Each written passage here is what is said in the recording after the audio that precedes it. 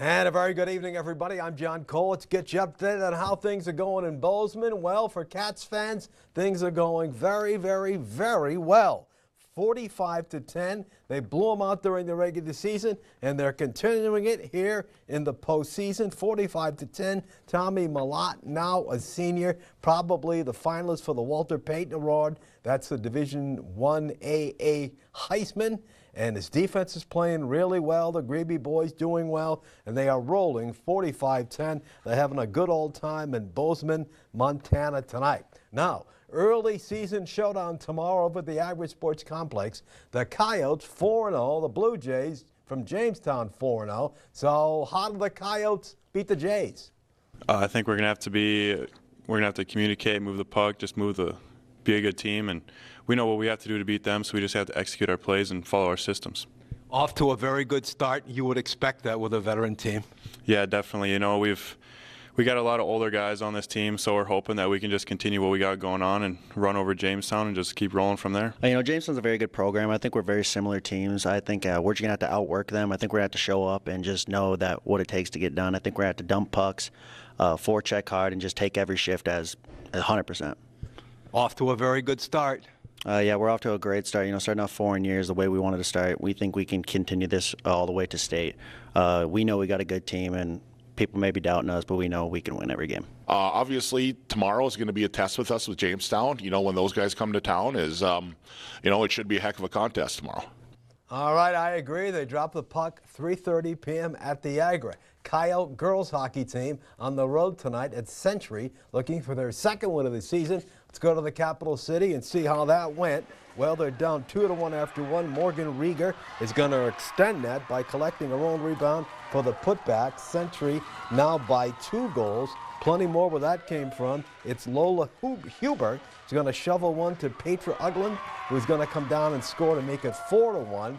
The next goal comes quickly from their captain, a gal by the name of Avery Moore. She's going to put it in. That's going to make it 5-1. They go on to get the Coyotes 8-1. So 8-1 the final there. College hockey, well, Mr. Berry told us at 6 o'clock that he wanted his boys to come out right away and play hockey, play tough hockey, play UND hockey, and they did. So that's a huge win over St. Cloud as they try to head to the Christmas break with 2 wins at home. And if you know their history, the history is they always start slow, but in the second half of the season, they always seem to turn it around. So a good sign there. They beat St. Cloud 2-0. Now, basketball Coyotes 0-2 in the season after their season opening trip to Fargo will be home on Saturday afternoon to take on Northwestern North Dakota rival. It's the opener for the Wolves, who always seem to play the Coyotes tough here. Yeah, and Saturday's a good regional matchup. Williston, Wofford City, they're both trying to have success and get on to state. That's a good matchup for Northwestern North Dakota. Yeah, I mean, it's a good rivalry that's been around for many, many years. You know, it'll be good to get a home game instead of traveling all the way to Fargo, and Watford City's right down the road, so it should be a good competition, good battle for us, and excited, looking forward to it. All righty, that's a tip-off of 1:45. So the boys playing the early game this time around. Gals will follow. The Gals went 2-0 on their trip to Fargo. They welcome 1-1 Watford City, who last year, of course, made it to the new State A. Well, it's going to be a good test for the young Coyotes. Even a club like Wofford City, who's in a lower level, they come down here on Saturday. I mean, that'll be a matchup. I mean, Jessica Mogan's gone, yes. Thank goodness. But I mean, that'll be a matchup. Yeah, I know. We just got to work very hard and just let our work we put in out there and just let it show during the game, too. So. All right, a lot of success. The more success you have, the more wins you have, the more confidence you get. So a very good matchup tomorrow, and it's always good to have Wofford City here. The Bison, of course, will play on Saturday at home, 2:30 p.m. against Mercer. They're a club from the South. They are the Southern champion. This is the furthest that they have ever been in their program's history.